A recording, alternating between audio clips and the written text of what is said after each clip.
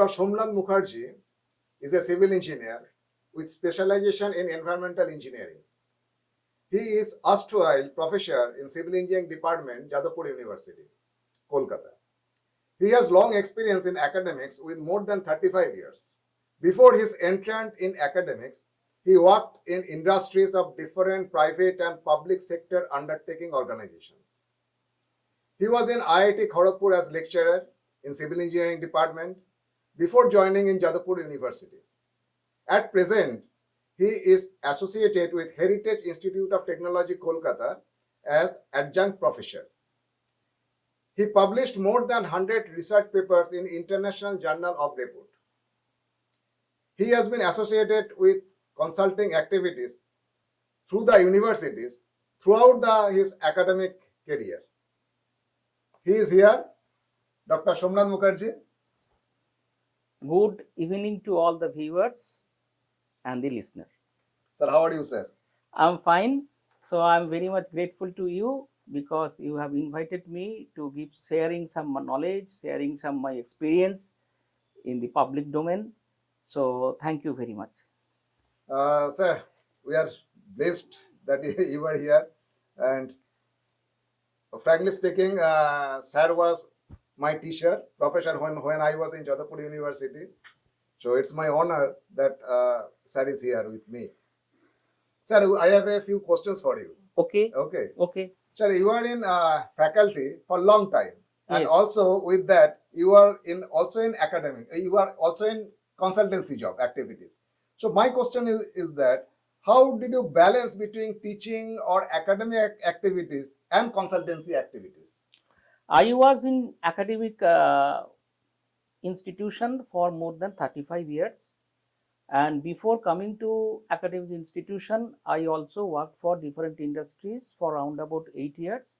And then most of the works were mainly construction activities and consultancy activities of a very, very reputed organizations.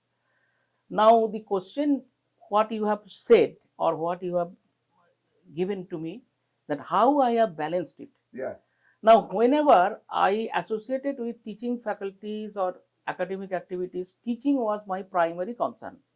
So, first teaching, then research, and third consultancy. Consultancy helped me a lot for good quality of teaching and understanding of some of the problems, because the engineering science is a practical science. So one must aware about the practical happenings, practical construction. Civil engineering is a practical thing. So naturally, when I given some consultancy to different organizations, or I was associated with good consultancy job, naturally that helped me a lot. But how balance made? Because my passion was there. I have given some kind of time allocation for making preparation of my class notes, lesson plans, teaching, as well as some kind of consultancy activities in designing form or drawing form, whatever it may be. But the thing is that one has to allocate. So I balanced it, not 100%, but I am satisfied with my reasonable amount of balancing between the consultancy and academic activities. So I have seen you. You were very much associated with the consultancy job when you were in the Yes. college also. Yes. So for the viewers, I will ask you that whether you require to have any kind of legal or the official permission from university. What is the process in general? If you say it for the viewers. Actually, I have already said that I have been appointed by the university. So naturally, my primary duty is to serve to university. My teaching is the first preference, first job. Consultancy is my side. But consultancy one has to do for better teaching and research also, because he has to know that what the things are going on in the practical field. Yeah. But we cannot neglect teaching. So we must require some kind of official permission from the university or institute, and that the usual rule or conventional rules as the party who will seek the consultancy from a particular faculty, he must apply to the university. Nowadays, a separate cell has been there: institute, industry, partnership cell. institute industry, those who are mainly do the different kind of negotiation between the industry and the concerned faculty. So the industry who requires consultancy must apply to that particular cell. Actually, that cell means actually university, for seeking some consultancy with certain chargeable basis.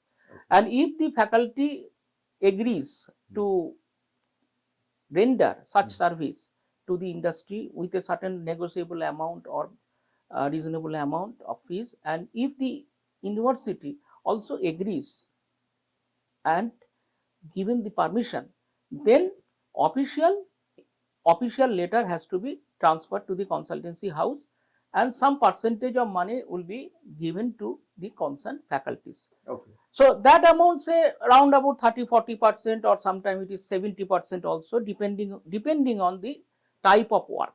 Okay, if I am the client, if I have to pay to the university 100 rupees, then the faculty member will get 30 to 70. Depending on the type of work. Okay, I got it. If it is only academic work, then 70%.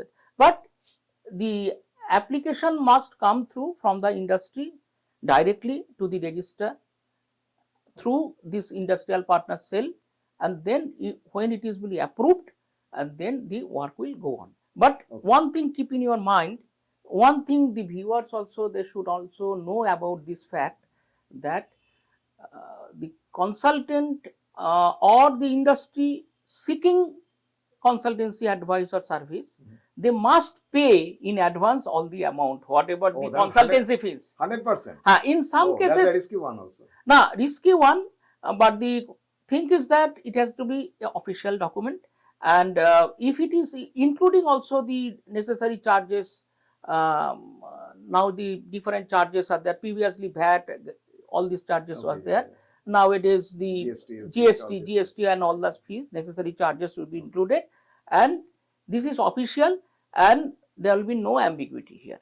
Okay, sir. But if I am just telling in this respect, that if it is, say, if you think that the charge is very high, very big job, say for in the terms of crores and more than that, very big job, in that case some percentage of money, say for instance 40%, 30%, may be admitted for advance money, because it is huge money involved, so the party may not agree. So in that case, but most of the cases 100% advance should be given, then the process will on. Okay, sir. Let us come to the academics now. Sir, I have seen in my career also that the students, academically very good, struggle to apply their knowledge even after 5 years of experience at the ground level. Eventually, they slowly move to the management side, management skill. They take management skill and go to the management side. But they are academically very good. Why it's happening so? Is there any fault from the university side, I mean college side, or why they cannot cope up with that? No, actually what happens, the most of the students who are coming into this institution, engineering field or medical field, they are good students. So they actually got the lesson from the school level. They do not have the practical experience. Practical experience, especially I am concerning about civil engineering. I am talking in respect of civil engineering. So in civil engineering, what happens actually, you have to go to the site. Site is a tedious activity. So they do not get such kind of interest to know or to acquaint with civil engineering problems. Because they think that it was the engineering job means very lucrative job, only salary, money and all that. But when they go to the site, alone he has to stay. He has to only talk to the mason. He has to talk to the workers, and many unforeseen situation will come. It is a big challenging jobs. So they cannot take the challenge, because they know that I was a very good student. I used to do the homework and all this classwork and all this academic work.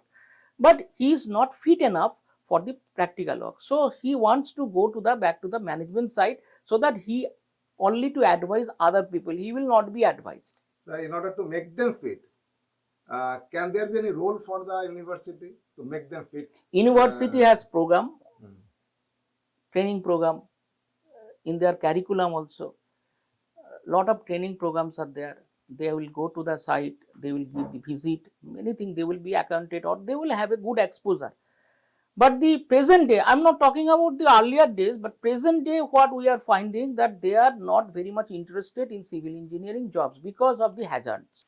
So, I can say in this respect that regular interaction between the industry and students and faculties would be help to some extent.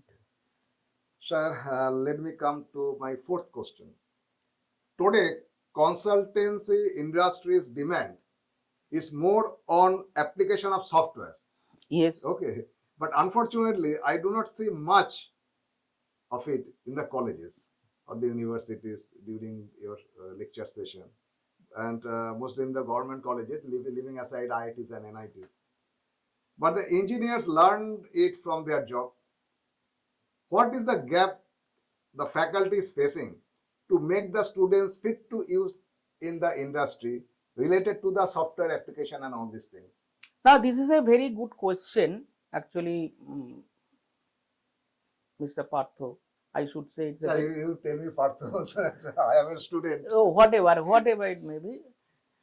This is an official platform. I should give the required respect to you also.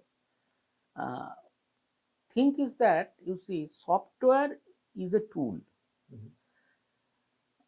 Being a civil engineer, our main subject is not software. Our subject is civil engineering. But for solving civil engineering problem, we require the use of software tools. So, acquaintance with software, acquaintance with to run the software, modeling, analysis, collations, and also its checking, very important side. This culture has come. Nowadays, software culture has come. Previously, only chalk duster was there in the board, blackboard. People understood, student, very big teachers, very renowned engineers, they have learned it from the chalk duster, and very big teachers are there who used to teach with the chalk and dust. But nowadays it is obsolete, almost obsolete. Yeah. Still running, but it is almost obsolete. Those the students are telling that the chalk system, duster system would be better to understand. Oh, they are telling? They are telling that you please, sir, come, teach in the chalk duster, we can understand. Especially I should say that these students are little bit of lower quality. Lower than average, I can say. Lower than average. Quality. I should not say poor, but they can understand very easily if I explain in the chalk duster. And we also sometimes feel that chalk duster will be better, comfortable. We are also comfortable in the chalk duster things. But if I want to teach them in software tools, then we require good kind of accessories. This kind of program, this kind of studios, this kind of a separate studios, we can say it is a advanced lab, advanced system, smart system or smart teaching system, smart lab system. All these things will be required, which is there in the foreign abroad universities and also in some Indian universities, some IITs, NITs, as well as some private organizations. They are having all kind of the smart facilities. In the smart facilities, we can take teaching in different mode. Software will be there, but the thing is that whether we are teaching wrong or not, whether this is perceiving all the student or not, we cannot judge, we cannot say. Now, when we are in chalk and duster classroom, we say some students that you please tell this thing, whether you have understood or not. Again, I am repeating, repeating on all these things. This is not possible in the software. This is one aspect. And the industrial requirement is enough. Industry wants that he should be ready-made engineer, 5 years experience or sort of equivalent to 5 years experience. That is not possible in the university level. University level, of course, they should know the fundamentals, how to run a minimum software program, software tools. That is very much necessary. But nowadays, if everything is based on software, how he can judge or how he can know the basic theory behind this engineering principle? So first, he has to know the principle of engineering and also solving some complex problem and also get some challenges, and then they has to solve all these things. But it is not that every tools must be there in the industry oriented tools. Say for instance, I am just telling StatPro program, StatPro tools. It is very much required for structural engineering, for structural analysis, design and all that. It is there, we have procured it, but it requires licensing, and licensing fees every year or every third year, fourth year interval, we have to renew it, and huge cost is involved. Universities are mostly public monies fund. So if if we cannot increase the charge, if we cannot increase the fees of the student, then it is very difficult to cope up with all kind of tools and all that. So I suggest in this aspect that all the students must know the initial operation of software tools, and they must go to the I'm telling the viewers also, they should also understand the basic things of the engineering and software tools, and when they will go to the respective industry, according to their need, they should get the requisite training. Sir, my fifth question. Engineers, you probably covered it still. Engineers are with 5 years of experience, 4-5 years of experience in consultancy house, gets well conversant with the software model. But if there is some problem, I mean the result, there is some impracticality in the output result. So I have seen that they are struggling. What's the cause of that problem? So why it is so, sir? Because I do not know. Because you see why it is happening. I'm just even the result is bluntly wrong. This was my junior show me, okay, this is the result. I say, have you checked it? Well, yeah, software gave this result. So I do not know why it is happening nowadays. You see, it is a continual practice. Engineers, they are very much acquainted, they are very much conversant with theoretical background or theoretical things. But if they do not go to the site, if they do not go to the architecture of the system, they cannot visualize the problem. I'm just giving one illustration. Say 4-storied building, 4-storied buildings, 4 columns are there, and there is some span is there. Now they have fitted, they have given in the software tool StatPro program, and they have loaded with, they just give some coding, they have just give some input parameters. Even the input parameters are okay. If the parameters are right, all the parameters are okay. Output result comes in some absurd results. If it happens so. If it happens so. Sometimes it happens. Sometimes it happens. What will be the remedy? I'm just giving one example. Suppose in column 3.6 numbers of reinforcement bar has been evaluated by the computer because of the program. You cannot put 3.6 numbers. You have to put minimum 4 numbers. And there are some other kind of complexity. They think that when the computer has given, the software has given the 3.6, so that will be our recommendation. So they should go to the site and understand whether this 3.6, when the fraction has come, then whether it is possible to implement or not, whether it will be work it out or not. See, similar situation may happen for the beams also. They can say that I have got 3 numbers, but 3 numbers of rod may not be hold good for making one rings, making some links. It is difficult. Sometimes you have to require at the top 2, at the bottom 2 minimum. So that things he has to understand. For that, at least for basic civil engineering structure, he has to go, or some arrangement should be done by the university to go to the on-the-job training to see actually the architecture of the things. Then they can visualize, because engineering is not only calculation. The engineering is also required some kind of self-attainment visualizations. He has to see the structures beforehand. So let us go to. May I able to give you the answer? Yes. I have seen that in some hydraulic design, suppose drainage design in a city or some town. So the number of pumping stations come through the software maybe 20 or 30, but it is not practically solid. Space is not possible. Yeah, it is not So possible. you have to go for a composite one. Yeah, and they say that okay, this is the result. You have to make the proposal like that. That type of Challenges and that type of difficulties may face by the engineers, and that is the engineering actually. How you can make the things possible within your site constraints. Yeah. There may be different type of site constraints. Sometimes space is not available, alignment is not available.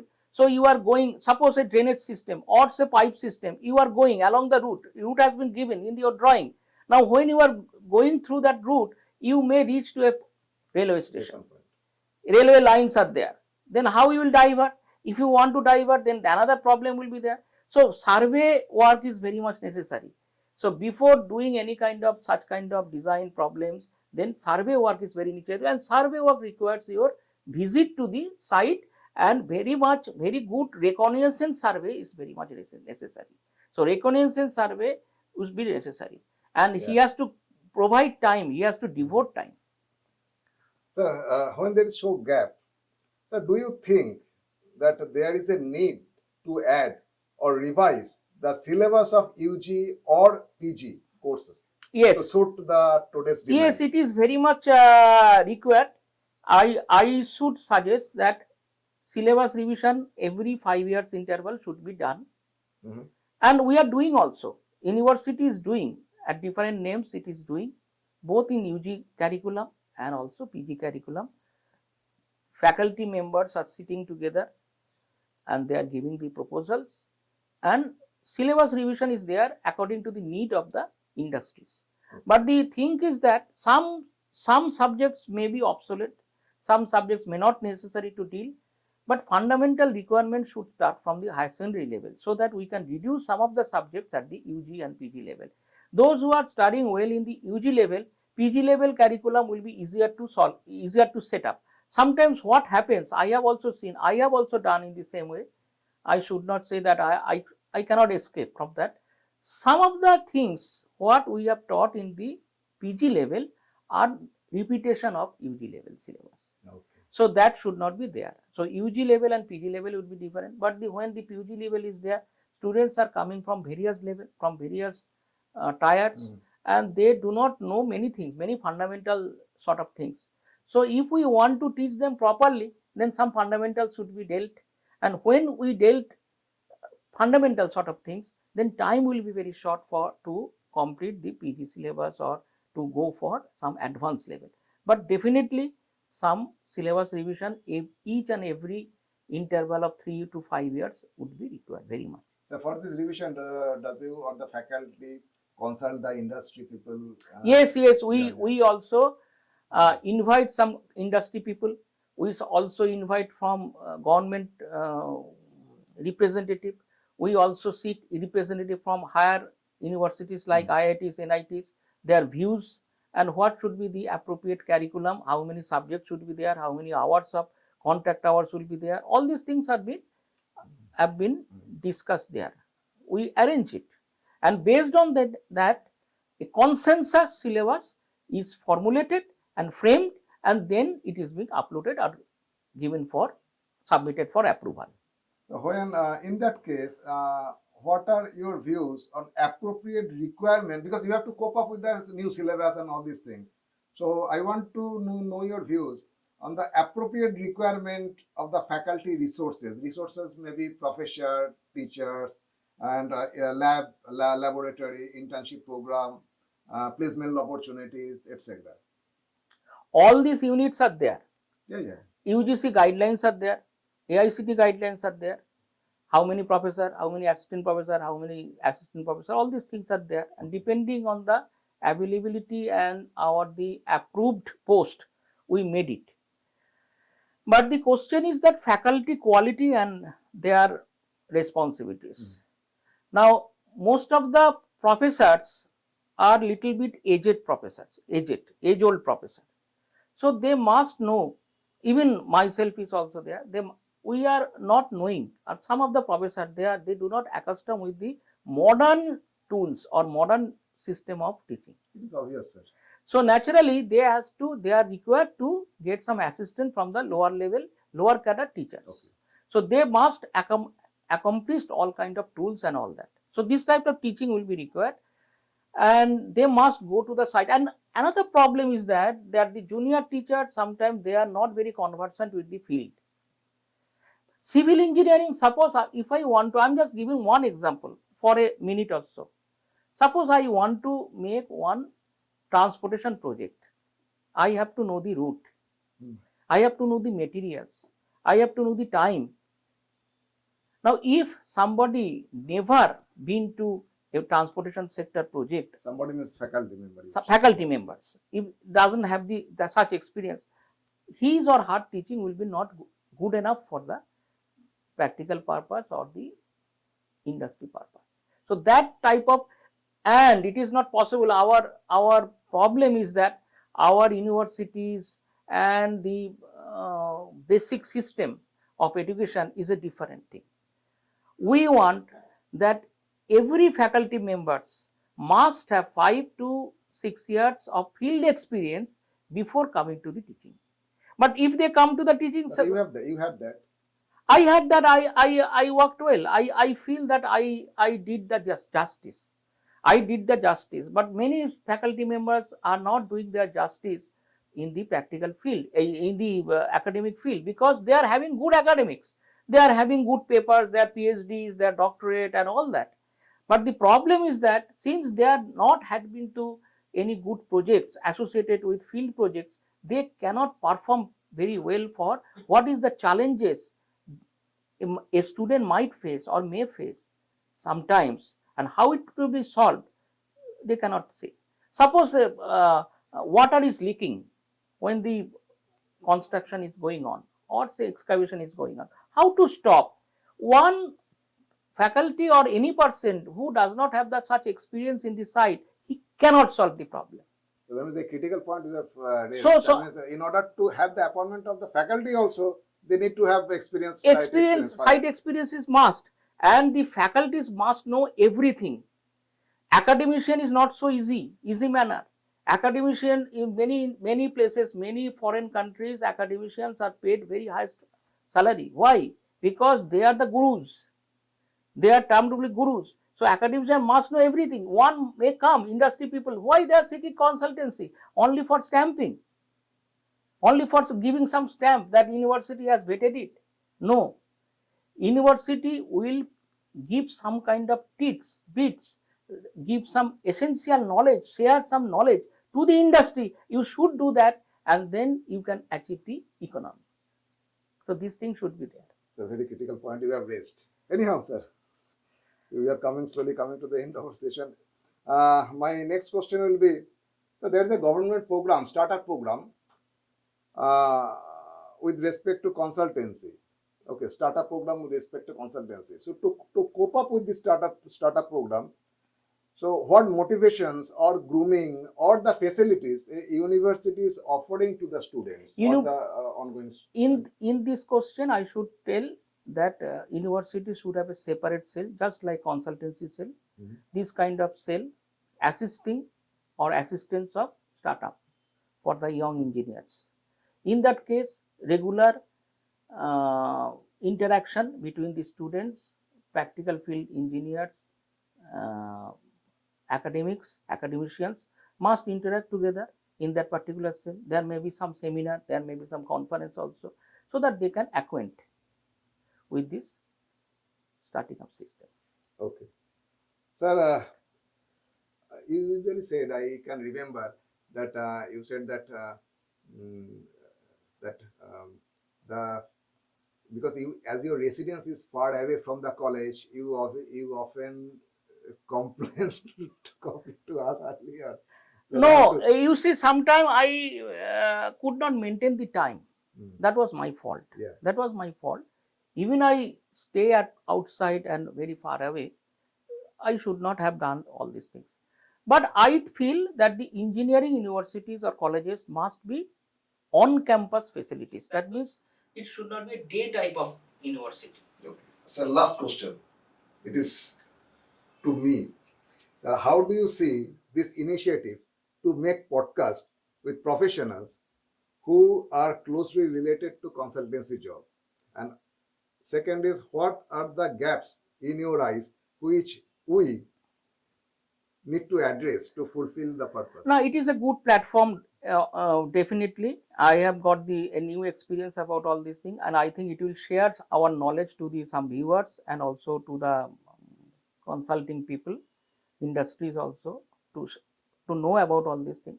But I feel that in such kind of podcast, it will be better if you can make some live program, or there will be a chance for conversation with the stakeholder, viewers, and also the um, people like us.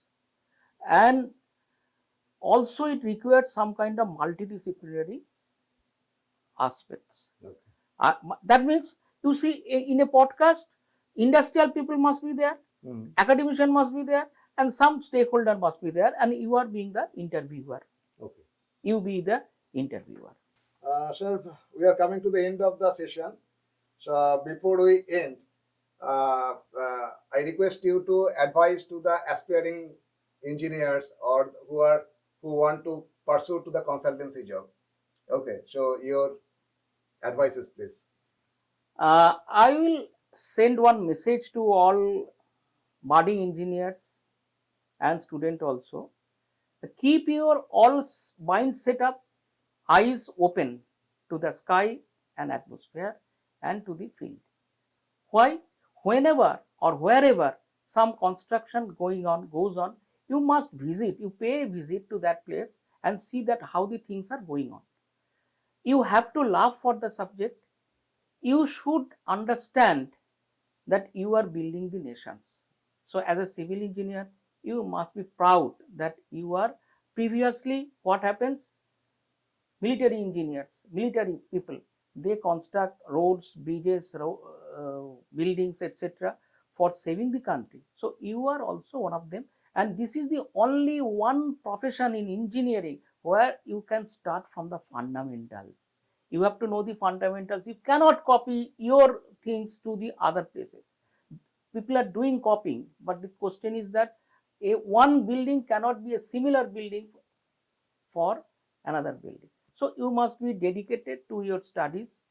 Regular, for students, I should say, they should come regularly in the class and take the lesson mindfully from the professors. Pay respect to your profession. First, you pay respect to your profession. Somebody will tell, okay, computer, AI, machine learning, these are the subjects. You should learn all these things. Don't understand the civil engineering. So, I sometimes get some kind of bad abuse language about the civil engineering. That should not be. That should not be. You should be proud about your subject, and you must develop your subject. Money will be enough. Money will be, plenty of money you will get. You will just float on the ocean of money if you can properly learn the subject. So you should be happy. And the thing is that practical knowledge is very much necessary. At least few years you should spend in the site to know about the industrial work, or how execution works, especially how the civil engineering is being executed, and followed by day to day you have to also check it up with your theory and practice. Both simultaneously goes together, and you should think that in one day, by 1 year, you cannot become a very good engineer, or you can become an expert. So you cannot expect an expert will be there for a single or few months or few days or few years. Very, very long time will be required to become an expert, but fundamental things will be known. And I think my message also there, you should be very happy. And I should say, I should not give the blessings, but my good wishes is there for becoming a good civil engineer. Thank you, sir. Where we are coming to the end of our session. So we have arranged for a token of appreciation for you. Thank you very much. Thank you very much. It is for your participation in this program. Thank you very much for your appreciation, and also I am thankful to the members of the studio team, and also thankful to you. Okay. Thank you, sir. Thank you. Best of wishes.